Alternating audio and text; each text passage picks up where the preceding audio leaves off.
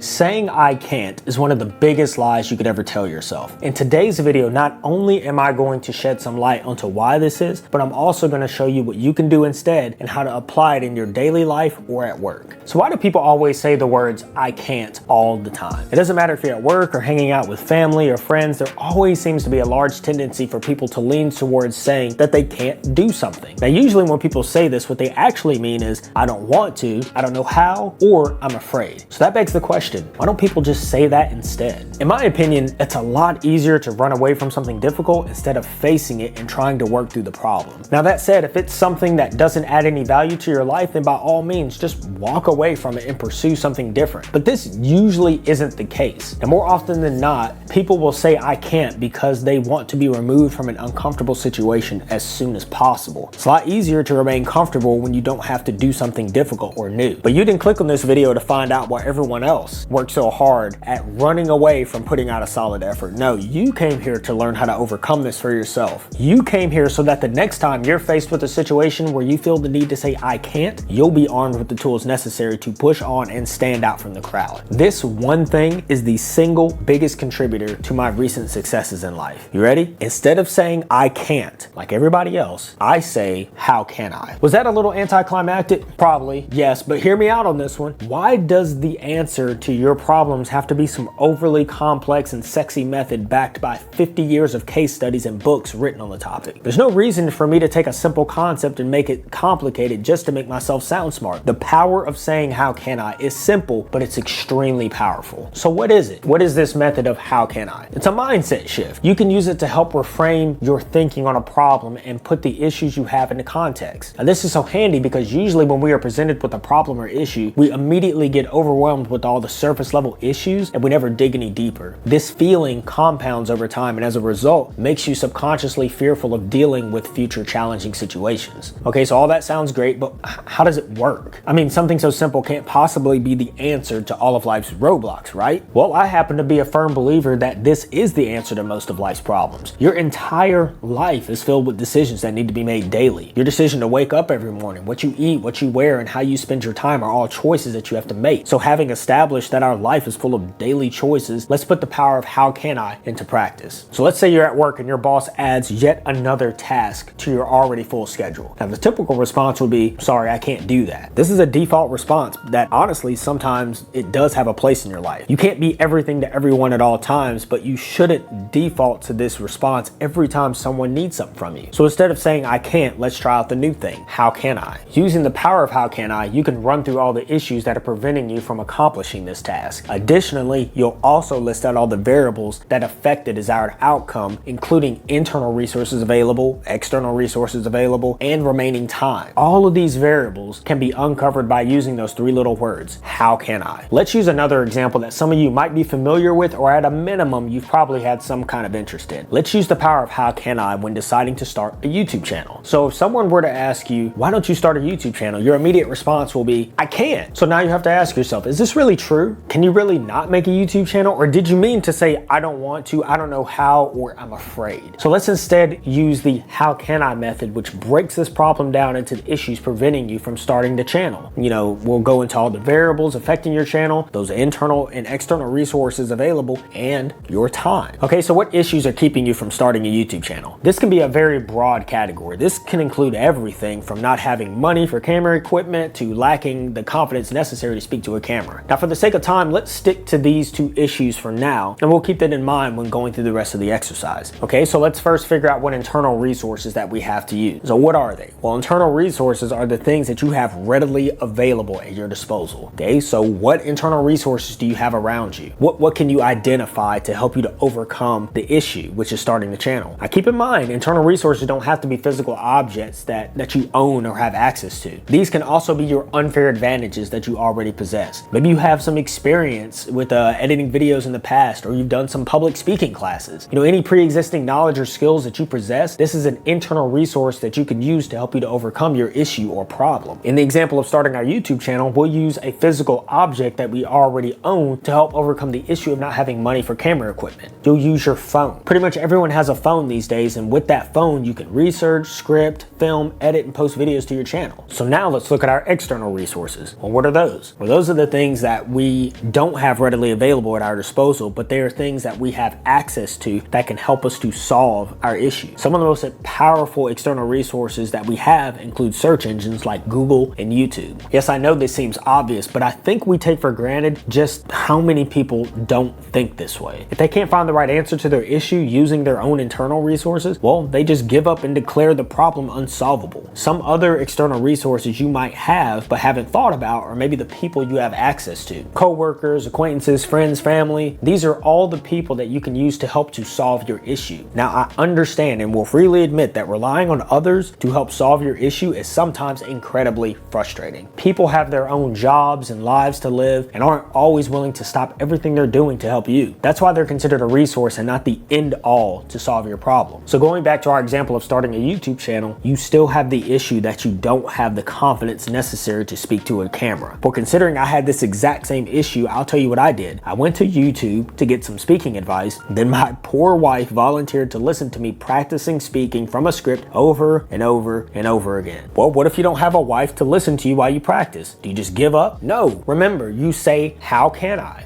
Can you call a friend or a parent? Maybe there's a group of like-minded people online that can give you feedback on the videos that you upload. There's always a way. As long as you keep asking yourself, how can I? You'll keep uncovering ways to work around the problem. Now let's talk about time. Time is the most frustrating variable that you'll have to contend with when trying to find a way to solve your problem. Now, besides the obvious in that there's only so much of it, you can't make any more of it, your time is easily stolen from you through outside influences. This is the variable that creeps into my mind the most when I feel like saying I can't. Someone will come into my life, dump a problem in my lap, and expect me to fix it. Well, I want to fix it, but I can't focus long enough to figure out the how can I, because they then proceed to waste my time talking about their weekend or some thoughts that they're having for today. When you find yourself faced with a problem, you have to consider the time you have available to fix the problem. Now, this much is obvious, but what may not be so obvious is figuring out if you can make more time to complete it. But wait, didn't I just say that you can't make more time? Yes,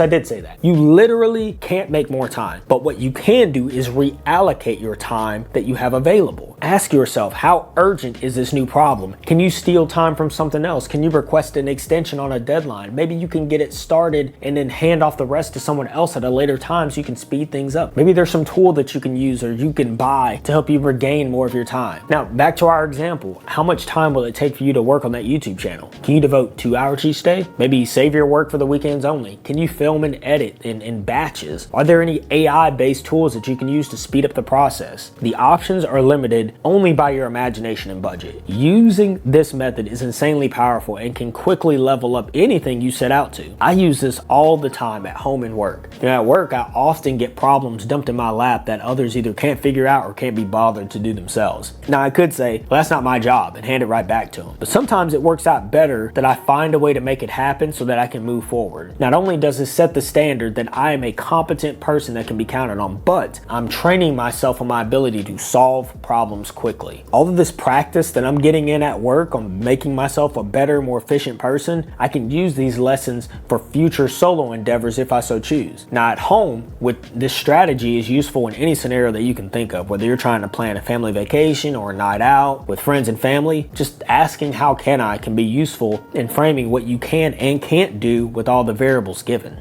Guys, as always, I appreciate every single one of you who've been watching my videos so far. This currently makes the 20th video that I've filmed, long form video that I've filmed. These videos take by far most of my time. They're the hardest for me to script out. They take the longest for me to film. They take forever to edit. And I just appreciate every single one of y'all who have watched the videos, commented, subscribed, all of you. It keeps me motivated, makes me want to just keep going forward and make more quality content for you guys. So for all the new people on the channel, if you got any value from this video, please like, subscribe, share, comment, all that YouTube stuff, whatever, or do nothing and just come back and watch more videos. I don't care. I'm just so appreciative and grateful that I have the opportunity to sit here and make these videos and share it with you guys. So appreciate y'all. I got more videos to follow. Y'all take it easy.